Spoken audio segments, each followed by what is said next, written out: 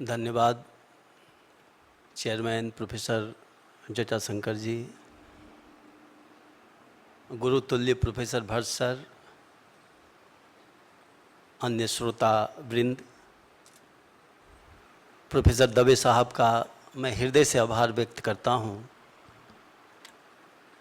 जिन्होंने मुझे भक्ति पर कुछ बोलने का मौका दिया। मैं एक चीज़ अपने लेक्चर के आरंभ में ही स्पष्ट कर देना चाहता हूं कि भक्ति में केवल मैं पढ़ी हुई बातें नहीं कहूँगा। अभी मेरी एक पुस्तक भी पब्लिश हुई है पियर्सन से, फिलॉसफी ऑफ रिलीजन के ऊपर, बल्कि गुरु चरणों में रहकर जो थोड़ी बहुत ज्ञान अर्जित किया है उसे भी अपने शब्दों में बांधने का प्रयास करूँगा। मैं भट्ट साहब से ही अपनी बात की शुरुआत करता हूँ। कल से ही आप कह रहे हैं कि एक फिलॉसफी का रिफ्लेक्शन होना चाहिए। मैं एनालिटिकल फिलॉसफी का स्टूडेंट हूँ और ऑस्टिन के ऊपर रिसर्च किया है और 3rd और 4th सेमेस्टर में एनालिटिकल फिलॉसफी पढ़ाता हूँ। विटगेनस्टाइन, ऑस्टिन, स्ट्रासन, क्वाइन, एयर, मूर, रसेल यही पढ़ाता हूँ।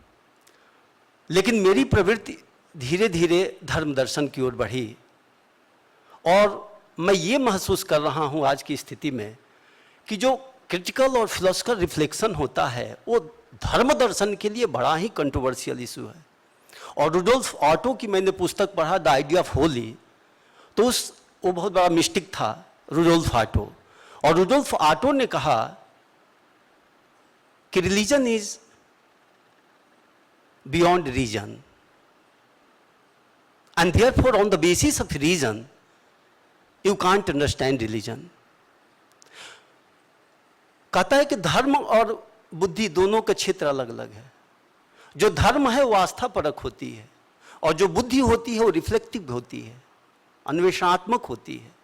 तो क्या बुद्धि की ये क्षमता है कि आस्था को पहचान सके? रुडोल्फ ऑटो ये प्रश्न उठाता है। एक और मैंने अपनी पुस्तक में कोट भी किया है ब्लेज पास्कल को। पेंसिस उसकी पुस्तक है, 15वीं शताब्दी में पब्लिश हुई थी ब्लेज पास्कल की। उसने एक बहुत अच्छी बात कहा, मुझे बहुत अच्छी लगी, कि our heart has its own reason which reason does not know. तो मुझे लगता है कि यह जो टॉपिक है भक्ति और प्रपत्ति, क्रिटिकल रिफ्लेक्शन तो हम दे सकते हैं, क्योंकि मैं क्रिटिकल रिफ्लेक्शन ही हम लोगों का काम होता है। लेकिन इस अवस्था में आके क्रिटिकल रिफ्लेक्शन रुक जाता है, थोड़ा ठहर जाता है, वो विराम ले लेता है और ऐसा लगता है कि मैं कुछ अन्याय और अपराध कर रहा हूं उस चीज़ को समझने के लिए। एनीवे, मैं अपने पेपर को शुरुआत करता हूं। मोक्ष प्राप्ति के लिए बेसिकली 4 मार्ग प्रणीत हैं भारतीय दर्शन में: कर्म, ज्ञान, भक्ति और योग मार्ग। भक्ति मार्ग सबसे सरल, सहज और सुगम्य है। इसका कारण यह है कि भक्ति मार्ग के लिए जिस व्यक्ति में ज्ञान प्राप्त करने का अहंकार न हो, जिसमें कर्म करने का दृढ़ संकल्प न हो और जिसमें योग की ऊंची घाटियों पर चढ़ाई करने का अदम्य साहस न हो, ऐसा भक्त भक्ति मार्ग का अवलंबन ले सकता है। तो भक्ति मार्ग अन्य सब मार्ग से सरल है। इसका एक मैं अपनी एनालिसिस बता रहा हूं, क्योंकि सर ने कहा फिलोसफिकल एनालिसिस करिए, मैं जितने रेफरेंस और कोट है सब हटा दिया हूं। मुझे ऐसा लगता है कि भक्ति मार्ग का अन्य सभी मार्गों से एक प्रमुख भेद यह है कि अन्य जितने भी मार्ग हैं, चाहे ज्ञान मार्ग हो, चाहे कर्म मार्ग हो, चाहे योग मार्ग हो, वो कुछ न कुछ करने की बात करता है, और भक्ति मार्ग सब कुछ छोड़ने की बात करता है। भक्ति मार्ग में छोड़ने की बात की जाती है और भगवान श्री कृष्ण ने कह दिया कि सर्वधर्मान परित्यज्य मामेकम शरणं व्रज अहम त्वा सर्व पापेभ्यो मोक्षयिष्यामि मा शुचः। तू सब कुछ छोड़ो, अब तुम्हारे बस में कुछ नहीं। यद्यप प्रारंभ में उन्होंने ज्ञान, कर्म, भक्ति सबकी शिक्षा दिया, लेकिन गीता की पराकाष्ठा 8वां अध्याय 67वां श्लोक में जाकर के उन्होंने कह दिया कि Arjun, in spite of all defects I love you. सारे दुर्गुणों के बावजूद भी मैं तुमसे प्रेम करता हूं और मैं तुझे परम गोपनीय, ये शब्द भगवान श्री कृष्ण ने यूज किया, गोपनीय से अति गोपनीय उपदेश ये करता हूं कि तू सब कुछ छोड़ करके मेरी शरण में आ जाए। यह भक्ति की सबसे बड़ी सहजता है, जहां करने की बात नहीं की जाती है। दूसरी जो मुझे अंतर लगा, मैं किसी किताब की पढ़ी हुई बात नहीं कर रहा हूं, कि अन्य जितने भी मार्ग हैं वो किसी न किसी नियम पर, किसी न किसी विधान की चर्चा करते हैं, चाहे ज्ञान मार्ग हो, चाहे कर्म मार्ग हो, चाहे योग मार्ग हो। लेकिन भक्ति मार्ग किसी नियम पर प्रतिष्ठित नहीं है। इसका मतलब नहीं है कि यह नियम विरुद्ध है, यह नियम को ट्रांसेंडेंट कर जाता है, यह नियम का अतिक्रमण कर जाता है। और इस संदर्भ में मैं 3 एग्जाम्पल देना चाहता हूं। पहला एग्जाम्पल, हजरत मूसा रास्ते में जा रहे थे और गैरिया था, वो अपनी मौज में चिल्ला रहा था कि या खुदा तुझे भूख लग रही हो तो मैं भेड़ों के दूध दूकर तुझे पिला दूं, या खुदा तुझे ठंड लग रही हो तो मैं भेड़ों के ऊन से तुम्हारे लिए कंबल बुन दूं, तुम्हारे बाल बिखरे हों तो उन बालों में मैं कंघा कर दूं। ये सुनकर हजरत मूसा बहुत गुस्सा कर गए और उन्होंने गैरिया से कहा कि ये गैरिया, तुम ये क्या बकवास कर रहे हो? क्या खुदा को भूख लगती है जो तुम्हें भेड़ों की दूध दूकर पिलाओ? क्या खुदा के बाल बिखरे हुए हैं जो तुम्हें कंघा करने की जरूरत है? क्या खुदा को ठंड लगती है? और जब उसने, गैरिया ने ये देखा कि हजरत मूसा हैं और उस समय मोजेस बहुत बड़ी शक्ति थी, तो वो डर गया और डर करके भागा। आप सब जानते ही हैं, ये कहानी नहीं है, ये उनके जीवन की घटना है। और उसी समय रेवलेशन होता है, उसी समय दैवीय आकाशवाणी होती है कि ये मूसा, तूने मेरे भक्त को मुझसे जुदा कर दिया, जो मुझसे बड़े ही प्रेम से बातें कर रहा था। तुम्हें क्या अधिकार है कि मेरे और भक्त के बीच में आकर के और किसी नियम और विधान की बात करते? अब इसके लिए तुम्हें कन्फेशन करना पड़ेगा, प्रायश्चित करना पड़ेगा। और आप सब जानते ही हैं कि हजरत मूसा फिर भागे गैरिया के चक्कर में, कि गैरिया कहाँ गया? वो एक कंदरा में छिप गया था और वहां जाकर के हजरत मूसा ने कहा कि गैरिया, तुम सही कह रहे हो, खुदा को भूख भी लगती है, तुम भेड़ों के दूध दूहकर उन्हें पिला दो। खुदा को ठंड भी लगती है, तुम भेड़ों के ऊन से उनके लिए कंबल बिन दो, उनके बाल भी बिखरे हुए हैं। मैं कहता हूं कि भक्ति का कोई नियम नहीं होता है। भक्ति सारी नियम, सारी मर्यादा, सारी सीमाओं के ऊपर चला जाता है। जब तक विधान है, प्रेम का कोई रास्ता नहीं होता है, कोई मार्ग नहीं होता है कि किस मार्ग से हम वहां पहुंच पाते हैं। भक्ति की कई डिफिनीशन दी गई, मैं सब छोड़ दे रहा हूं। एक मुझे बहुत अच्छी बात लगी जो मानस में, रामचरितमानस में, अयोध्या कांड में भगवान तुलसीदास जी ने कहा है कि भक्त होता क्या है? धर्मन अर्थन काम रुचि, गति न चहूं निर्वाण, जन्म जन्म रति राम पद, यह वरदान। मुझे कुछ नहीं चाहिए भगवान। भरत जी ने भगवान राम से कहा कि मुझे कुछ नहीं चाहिए, केवल इतनी आशीर्वाद दीजिए कि जब भी जन्म लूं आपकी चरण में ही पड़ा रहूं, मुझे और कुछ नहीं चाहिए, बस आपके चरण में ही अनुरत बनी रहे। अब मैं रामानुज, मेरा बेसिक पेपर रामानुज जी के ऊपर ही है, मैं उन्हीं के ऊपर आता हूं ब्रीफ में, कि रामानुज ने जो भक्ति की बात कही है, उन्होंने सिंपल रूप में ये कहा कि ईश्वर के प्रति परम अनुराग हो। ईश्वर का, उन्होंने ज्ञान की पराकाष्ठा भक्ति कहा है और कहा है कि पराज्ञान और पराभक्ति में कोई अंतर नहीं होता है। जब ईश्वर का ज्ञान होता है तभी हमारे अंदर भक्ति होती है, भक्ति जागृत होती है। और आगे चल करके उन्होंने भक्ति को श्री भाष्य में ध्रुवा स्मृति कहा है। और ध्रुवा स्मृति का अर्थ होता है, ध्रुवा का अर्थ होता है निरंतर, तैल धारावत, अविच्छिन्न, हर क्षण अपने उस पीर को या खुदा को हर क्षण याद रखना और उसमें कोई किसी प्रकार का व्यवधान न हो, यह ध्रुवा स्मृति होती है। सूफियों ने कहा है कि एक पल के लिए, एक पल, एक मिनट नहीं, एक पल के लिए भी अपने पीर से जुदा हो जाना एक बहुत बड़ा गुनाह है, बहुत बड़ा गुनाह है। तो भक्त होता है वो क्षण, हर क्षण अपने मन को उस आराध्य में लगाए रहता है। कर से कर्म करो विधि नाना, ध्यान रहे जहां कृपा निधाना। तो शरीर से सारे कर्म करता है, लेकिन शरीर से सारे कर्म करते हुए भी मन को एकांग रूप से अपने आराध्य में लगाए रहता है, ये भक्ति होती है। भक्ति के लिए, ये ध्रुवा स्मृति के लिए दो चीजें बहुत जरूरी है, मुझे ऐसा लगता है। मैं गलत होऊंगा तो आप लोग मुझे करेक्ट करिएगा, यदि कोई भक्त मुझे करेक्ट करेगा मुझे बहुत खुशी होगी। पहली चीज ये है कि भक्ति तब तक नहीं हो सकती है पूर्ण रूपेण अहेतुकी भक्ति, जब तक ईश्वर के दिव्य स्वरूप का ज्ञान न हो जाए। होगी भक्ति, लेकिन जिसे हम भक्ति कहते हैं वो ईश्वर के दिव्य स्वरूप के ज्ञान के बाद ही होता है, और वहीं पर भक्त अपने आप को समर्पण करता है। भगवान श्री कृष्ण में अर्जुन कहता है भगवान श्री कृष्ण से अंत में कि नष्टो मोह स्मृति लब्धा तत्प्रसादात अच्युतम स्थितो अस्मि गत संदेह करिष्ये वचनम च।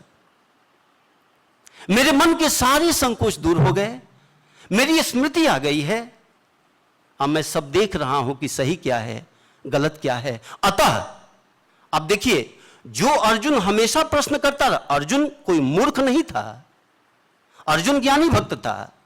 अर्जुन का जो समर्पण था वो अज्ञानतावश नहीं था, ज्ञान पूर्वक समर्पित था। इसीलिए भगवान श्री कृष्ण गीता में कहते हैं कि भक्त तो सभी प्रिय हैं, लेकिन भक्तों में जो ज्ञानी भक्त होता है वो मुझे सर्वाधिक प्रिय होता है। मैं उसके हृदय में रहता हूं, वो मेरे हृदय में रहता है। तो देखिए, भक्ति के लिए जो सबसे बड़ी चीज होती है वो ईश्वर के दिव्य स्वरूप का ज्ञान प्राप्त हो जाना, और दूसरी चीज जो उससे भी बड़ी होती है वो होती है एकांगता, पूर्ण रूप से एकांग हो जाना। इसी को गीता में कहा गया अव्यभिचारी अनन्य योग। अव्यभिचारी अनन्य योग का मतलब होता है, अव्यभिचारी डायरेक्ट होता है ज्ञान, डायरेक्ट नॉलेज, इमीडिएट। और ऐसी स्थिति में जब डायरेक्ट ज्ञान होता है तब भक्त अपने आप को ईश्वर पर समर्पित करता है। यहां पर कुछ चीजें मैं गायब कर रहा हूं, ब्रीफ में बता करके, डिटेल में पेपर में है कि रामानुजाचार्य ने श्री भाष्य में भक्ति के दो रूप माने हैं, साधन भक्ति और साध्य भक्ति। साधन भक्ति को उन्होंने पुनः दो भागों में विभक्त किया है, भक्ति और पराभक्ति, और साध्य भक्ति को उन्होंने परमा भक्ति कहा। यह श्री भाष्य की मैं बात कर रहा हूं, मैं अन्यत्र की बात नहीं कर रहा हूं। हर एक आचार्य, हर एक मनीषी, हर एक संत का अपना अपना अनुभव होता है और उसके अनुसार वो अपना अपना विश्लेषण करता है। भक्ति उन्होंने कहा कि यह प्रारंभिक अवस्था होती है जब भक्त संसार से विमुख होकर अपने मन को ईश्वर की ओर लगाता है, यह प्रारंभिक अवस्था होती है, और इसके लिए अष्टांग योग का सहारा लेता है। यह श्री भाष्य में रामानुजाचार्य ने स्वयं कहा है। फिर आगे वो कहते हैं कि जब उसका अंतःकरण साफ होता है तब उसके अंदर ईश्वर का परोक्ष ज्ञान होता है, भले एक सेकंड के लिए ही क्यों न हो, होगा, ऐसा होता है। और जो भी साधक बैठे हैं, इसमें बहुत सारे साधक बैठे हैं, मैं उनको बता दूं कि विज्ञानमय कोश की अवस्था में ईश्वर का ज्ञान होता है। जब तक ज्ञान नहीं होगा आपका मन संसार के प्रति पूर्णतया विमुख नहीं होगा। आप चाहे लाख उपदेश करते रह जाएं, भक्ति पनप नहीं सकती है। तो जब ईश्वर का परोक्ष ज्ञान होता है तो यहां से पराभक्ति दूसरी अवस्था शुरू होती है, और जब ईश्वर को देख लेता है तब संसार से विमुख होकर ईश्वर के लिए ही केवल चाहता है और कोई चीज वो नहीं चाहता है। और इसी तर्पण में, इसी भाव में उसका अंतःकरण पूरी तरह धुल जाता है, वो बिल्कुल साफ हो जाता है। अंतःकरण बिल्कुल निर्मम हो जाता है। और यहीं पर रामानुज ने कहा कि भक्त का शरीर भी शांत होता है, और जब शांत हो जाता है तब परमा भक्ति की अवस्था शुरू होती है। और परमा भक्ति अवस्था उन्होंने कहा है कि शरीर रहित अवस्था में संभव है, शरीर युक्त अवस्था में संभव नहीं है। क्यों? क्योंकि परमा भक्ति अवस्था अहेतुकी भक्ति है, और उसमें केवल भक्त और भगवान दो ही रह जाते हैं। भक्त का भी अहंकार नहीं रह जाता है, शुद्ध चेतना रह जाती है, और भक्त भगवान को देखता है। इसीलिए मैं आपको बता दूं कि जितने भी वैष्णव वेदांती हैं, चाहे रामानुज हो, चाहे मध्वाचार्य हो, चाहे निम्बार्क हो, चाहे वल्लभ हो, चाहे प्रभु चैतन्य हो, इन सब ने सद्यः मुक्ति का कंसेप्ट नहीं माना है। जो ज्ञान मार्गी हैं वो तो सद्यः मुक्ति को मानते हैं, लेकिन जो भी भक्ति मार्गी हैं वो सद्यः मुक्ति को नहीं मानते हैं। ये क्रम मुक्ति का कंसेप्ट देते हैं कि शरीर शांत होने के बाद जीव सर्वप्रथम ब्रह्मलोक ईश्वर लोक जाता है, सालोक्य, और उस लोक में जाते ही उसके समान ऐश्वर्य का भोग करता है, शास्त्री। फिर उसकी निकटता ग्रहण करता है, सामीप्य। फिर उसके रूपों को ग्रहण करता है, सारूप्य। और अंत में सायुज्य, अर्थात अपने अहम को फना कर देता है, चेतना। मैं जब क्लास में पढ़ाता हूं, बच्चे समझ नहीं पाते हैं, मैं एक उदाहरण देता हूं, आप सबके बीच भी उसको प्रस्तुत कर रहा हूं। ये अवस्था जो सायुज्य मुक्ति की अवस्था होती है, वो इस तरह की अवस्था होती है जैसे जैसे मां के गर्भ में बच्चा हो, मां के गर्भ में बच्चा हो, बच्चे की आइडेंटिटी तो है, अहंकार नहीं है।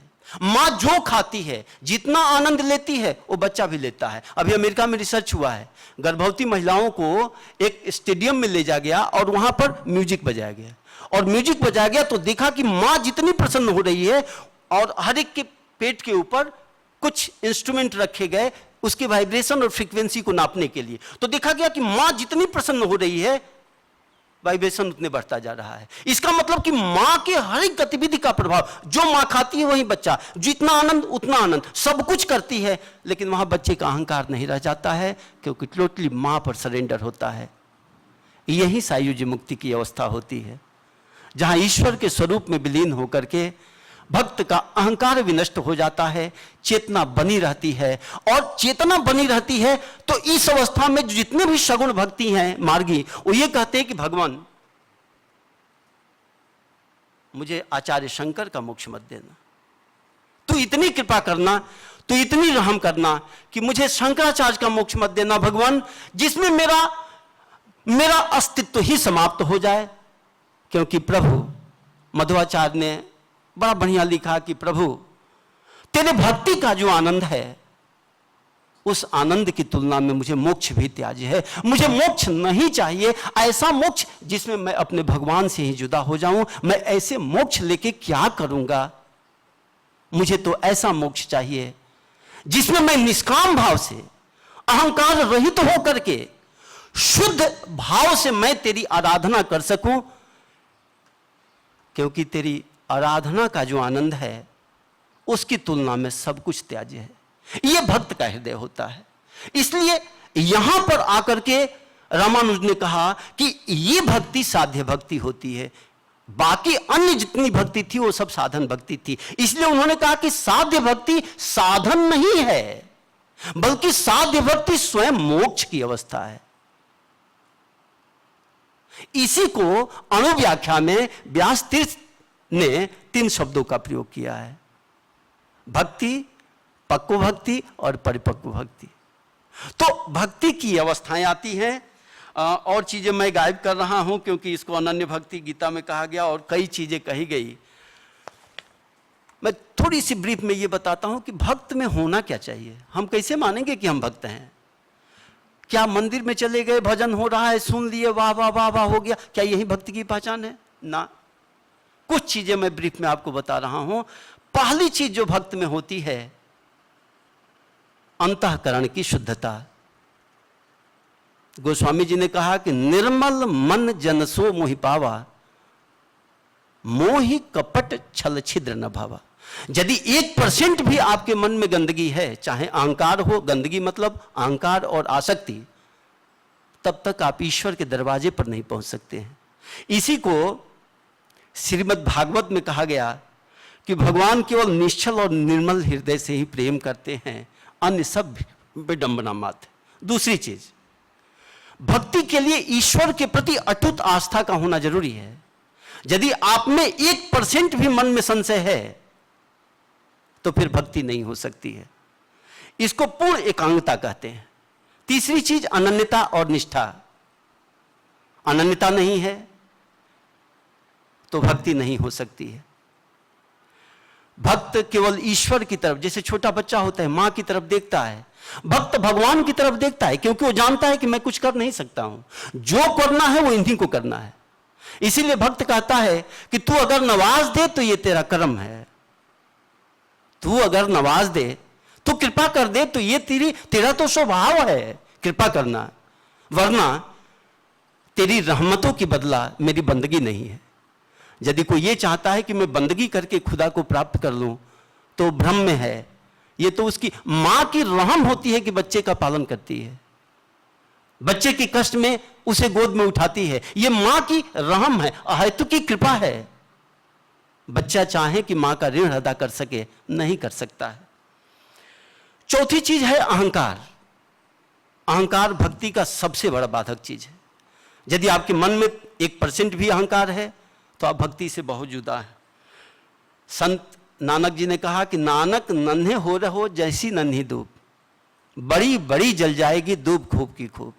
और इसी को एक संत ने कहा कि जो बंदा खुदी से जुदा हो गया, जो बंदा खुदी से जुदा हो गया जानो खुदा हो गया। तो जब तक अहंकार है बड़ी दूरियां हैं, वो सही चीज नहीं होती है। आगे मैंने ये भी दिखाया है कि भक्त की अवस्थाएं क्या होती है, कैसे जाती हैं। एक और भी बड़ी चीज है कि जब तक संसार के प्रति अनुराग है आपके मन में, और तब तक भक्ति पनप नहीं सकती है। तो आपको चुनना है तो एक ही को चुनना पड़ेगा, या तो संसार को चुनिए या फिर ईश्वर को चुनिए। कल हमारे शेखावत साहब ने बड़ी अच्छी बात कही थी कि परीक्षा ले रहे थे गुरुजी अर्जुन जी, और कई बेर परीक्षा ले आए, और परीक्षा लेकर के वो केवल यही देख रहे थे कि संसार के प्रति मोह है कि मेरे लिए ये चाहता है। यदि मुझे चाहता है तो ऐसी स्थिति में भक्त किसी नियम और विधान का पालन नहीं करता है, बल्कि सब कुछ छोड़ करके उस भक्त के लिए सब कुछ करता है। एनीवे, जो मेरा पेपर का फाइंडिंग्स है, ये भी जो मैं अब बातें कह रहा हूं, ये मेरे स्वयं अपना बौद्धिक विश्लेषण पर आधारित है, किसी किताब में मैंने पाया नहीं। और यदि आप लोग पाए होंगे तो आप मुझे रिमार्क करिएगा। अब मेन समस्या जो मेरे पेपर का है वो है कि भक्ति और प्रपत्ति में क्या अंतर है, क्या दोनों एक ही है या दोनों में अंतर है। और मैं भट्ट साहब से पूरी तरह एग्री हूं कि रामानुजाचार्य ने भक्ति और प्रपत्ति को कहीं भी एक नहीं कहा है, नहीं कहा है। और प्रपत्ति के लिए जो 6 साधन आते हैं, आनुकूलस्य संकल्पः, प्रतिकूलस्य वर्जनम, रक्षिष्यति विश्वासो, गोत्रित्व वर्णम, आत्मनिक्षेप, कार्पण्य, षड विद्या, शरणागति। ये श्री भाष्य में है ही नहीं। ये मैं इसका उदाहरण देख रहा था तो ये भक्ति हरि भक्ति विलास 2:11-7-6-7 में ये मिलता है। ये षड विद्या शरणागति की चर्चा ये श्री भाष्य में नहीं है, बल्कि हरि भक्ति विलास में ये 6 विद्याएं मिलती हैं। अनुकूल से संकल्प सब जानते हैं, ईश्वरीय या गुरु की इच्छा के अनुरूप हो उसको करने का संकल्प करना। प्रतिकूल से वर्जनम, जो उनकी इच्छा के प्रतिकूल हो उसको न करने का संकल्प करना। रक्षित से तिथि विश्वास हो, भगवान रक्षा करेंगे ऐसा दृढ़ विश्वास होना चाहिए। ये बहुत ही जरूरी है महाविश्वास कि भगवान रक्षा करेंगे।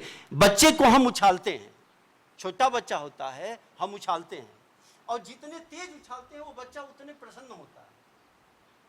उसको ऐसा नहीं लगता है कि मैं गिर जाऊंगा, मेरा हाथ पैर टूट जाएगा, क्योंकि वो जानता है कि मेरी रक्षा करने वाला कोई है।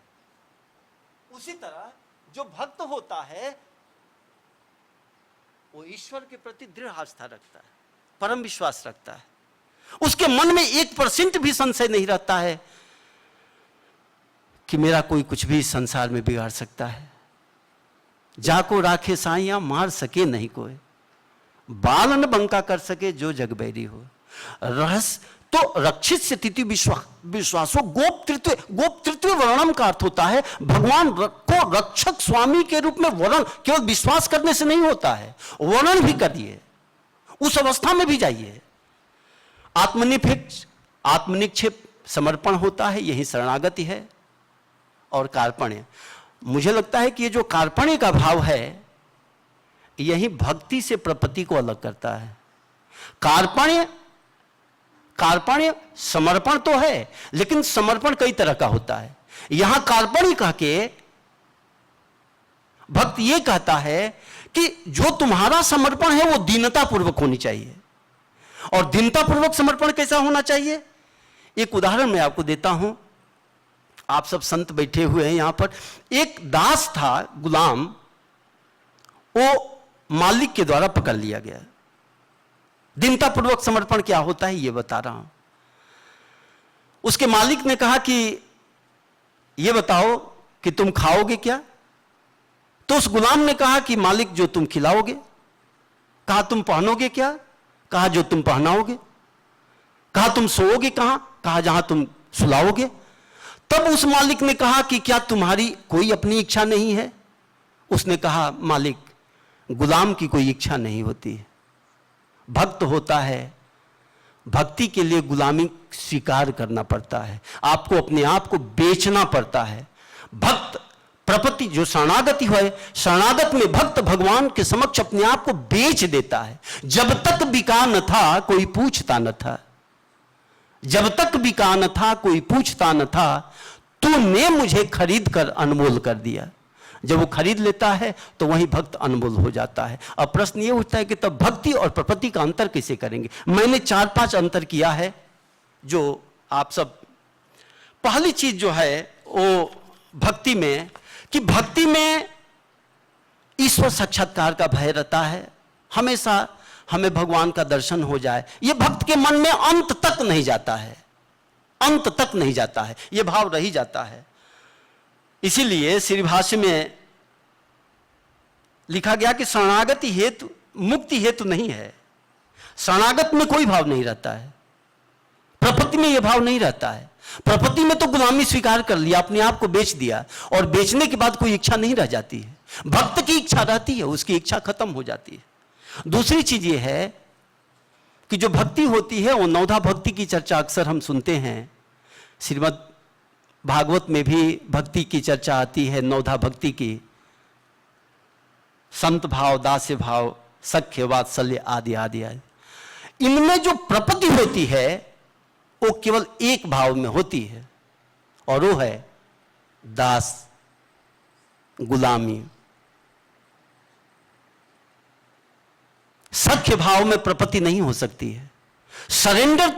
सरेंडर हमेशा गुलाम करता है। भक्त में भी कोई ना कोई भाव रह जाता है, लेकिन गुलामी स्वीकार करने के लिए दासत्व को स्वीकार। इसीलिए संत तुलसीदास, कबीर दास, रे दास, ये जितने भक्त हुए हैं महान, वो सब अपने आप को गुलामी को स्वीकार कर लेते हैं। तो जो प्रपत्ति होती है, मुझे ऐसा लगता है कि प्रपत्ति नवधा नहीं होती है, बल्कि प्रपत्ति में कहीं ना कहीं से दासत्व भाव रह जाता है, और वही भाव प्रमुख होता है। तीसरी चीज कि जो भक्त होता है, यहां भक्त का मैं साधन भक्ति से चर्चा कर रहा हूं, जो भक्त होता है उसके मन में सूक्ष्म रूप से अहंकार अवशिष्ट रह जाता है। यह बात थोड़ी अजीब लग रही होगी, लेकिन मैं उदाहरण देता हूं कि भक्त ईश्वर दर्शन का भाव रह जाता है। कभी कभी भक्त को ऐसा लगता है कि मुझे ईश्वर बहुत, हनुमान जी को, नारद को कई बार ऐसा लगा कि भगवान मेरे हो गए, मेरे ही हैं, मेरे अलावा कुछ के नहीं है। नारद बहुत बड़े भक्त थे, लेकिन उनको यह अहंकार हो गया। तो सूक्ष्म रूप से अहंकार रहता है, प्रपत्ति में अहंकार खत्म हो जाता है, क्योंकि जब तक अहंकार है तब तक प्रपत्ति हो ही नहीं सकती है। चौथी चीज कि भक्ति में आसक्ति की भावना भी कामना समाप्त नहीं होती है। मैंने आपको बताया कि साध्य भक्ति की अवस्था में भी भक्त कहता है कि प्रभु मुझे मोक्ष मत देना, क्योंकि तेरे भक्ति में जो आनंद है, आनंद की कामना करता है, और आनंद की कामना लिए वो शरीर छोड़ करके और अंत में अहेतुक की भक्ति की अवस्था में भी वो कामना का परित्याग नहीं करता है, आनंद चाहता है, प्रपत्ति आसक्ति से ऊपर हो जाता है। इसको सूफियों ने राजी ब रिजा की स्थिति कहा है। राजी ब रिजा की स्थिति वो होती है जब भक्त कुछ नहीं चाहता है, कुछ नहीं चाहता है। जब भगवान श्री कृष्ण की, खत्म कर रहा हूं सर 2 मिनट में, जब भगवान श्री कृष्ण की तबीयत खराब हो गई, सारे वैद्य आए, तबीयत ठीक नहीं हुई। नारद जी ने पूछा कि भगवान श्री कृष्ण आप ये बताइए कि आप ठीक कैसे होंगे, आप तो भगवान हैं। उन्होंने कहा किसी भक्त का चरण, देखिए भक्ति और प्रपत्ति का अंतर क्या है, आप सब गौर फरमाएं, ये बहुत ही इस टॉपिक का इसेंस है। उन्होंने कहा यदि किसी भक्त का चरण रज मेरे माथे पर मला जाए तो मेरी तबीयत ठीक हो जाएगी। नारद जी ने कहा भगवान यदि इतनी सी बात थी तो मैं अभी ले आता हूं चरण रज, और सीधे रुक्मणी के पास गए। रुक्मणी उनकी भक्ता भी थी, पत्नी भी थी, और उन्होंने कहा कि भगवान के लिए चरण रज दे दीजिए क्योंकि उनके माथे पर मलना है, उनकी तबीयत ठीक नहीं है। सीधे सीधे रुक्मणी ने कहा कि नारद ये कैसी बात कर रहे हो, मेरा चरण रज भगवान के माथे पर मला जाए, क्या मुझे नरक भेजना चाहते हो तुम? मैं चरण रज नहीं दे सकती हूं, वो चरण रज जो भगवान के माथे पर मला जाए, तुम चाहे जो ले दो, लेकिन ये चीज मुझसे नहीं हो सकता है। नारद जी वापस आ गए और कहे कि भगवान अब ये बता दीजिए कि ये देगा कौन। उन्होंने कहा कि जरा गोपियों के पास चले जाओ। और जब गोपियों के पास गए, गोपियों को केवल ये पता चला कि मथुरा से नारद जी आए हैं, सब भागी आई और कहीं कि बताइए नारद कृष्ण कैसे हैं। उन्होंने कहा उनकी तबीयत बहुत खराब है। उन्होंने कहा कि ये ठीक कैसे होंगे। उन्होंने कहा चरण रज की जरूरत है। सारी गोपियां अंजुल भर चरण रज लेके चली गई कि ले जाओ भगवान के माथे पर मल दो। अब देखिए भक्ति और प्रपत्ति क्या होती है। नारद जी ने कहा कि क्या तुम लोगों को होश है कि ये चरण रज भगवान के माथे पर मला जाएगा? तुम लोग को रौरव नरक हो सकता है। गोपियों ने उत्तर दिया कि नारद जी नरक की चिंता किसको है? चिंता तो इस बात की है कि उस प्रभु की तबीयत ठीक हो जाए। यदि उनके तबीयत ठीक होने में यदि नरक भी जाना पड़े तो हम नरक कबूल करते हैं। ये प्रपत्ति होती है जहां भक्त कुछ नहीं चाहता है और इसी को राजी बरी जा। और भक्त केवल ईश्वर की प्रसन्नता, ईश्वर की खुशी में अपनी खुशी महसूस करता है, अपनी कोई बात नहीं रख सकता है। यहां पर डॉक्टर ऋषि, ये बस सर कंक्लूड कर रहा हूं सर। यहां पर कोई भक्त, ये आखिरी पैरा है सर, यहां पर कोई भक्त ये क्लेम कर सकता है कि समर्पण में भी समर्पण का अहंकार हो सकता है। मैंने ये दिखाने का प्रयास किया है कि समर्पण में समर्पण का जब तक भाव है तब तक समर्पण है ही नहीं। समर्पण में समर्पण के भाव का भी पराभव हो जाता है। और इसकी एक बहुत बढ़िया उदाहरण देकर के मैं अपनी बात को समाप्त करता हूं। हजरत मूसा के बारे में आप लोग जानते ही हैं कि खुदा से उनकी हमेशा बात चलती थी। जैसे हम आपसे बात करते हैं, मोजेस की डायरेक्ट खुदा से बात चल रही थी। एक समय की बात है कि खुदा ने मूसा से पूछा कि ये मूसा क्या तू ये चाहता है कि मैं तेरा हो जाऊं? मूसा ने कहा नहीं। तब खुदा ने कहा कि अच्छा तो तुम ये चाहता है कि तू मेरा हो जाए? मूसा ने कहा नहीं। तब खुदा ने कहा कि मूसा तू चाहता क्या है? न ये चाहता है कि तू मेरा हो जाए, न ये चाहता है कि मैं तेरा हो जाऊं, तो तू चाहता क्या है? मूसा ने कहा कि मालिक खुदा मैं तो ये चाहता हूं कि मेरी रजा तेरी रजा में फना हो जाए, मेरी कोई रजा ही नहीं रह जाए। मालिक तेरी रजा रहे और तू ही तू रहे, बाकी न मैं रहूं न मेरी आरजू रह जाए। ये होता है प्रपत्ति। तो मुझे ऐसा लगता है मैंने जो अपना सोचा वो आप सबके, अच्छा बहुत सी चीजें जो कल कही जा चुकी है उसको रिपीटेशन करना अच्छा नहीं था, तो इसीलिए ब्रीफ में, ये पेपर लंबा है लेकिन ब्रीफ में मैंने अपनी बातें रखा। यदि आप सब कुछ सुझाव देंगे तो मैं उत्तर तो नहीं दूंगा क्योंकि इसमें उत्तर देने की कोई स्थिति नहीं होती है। मैं उस सुझाव को अपने में मेंशन जरूर करूंगा। आप सबको बहुत बहुत धन्यवाद।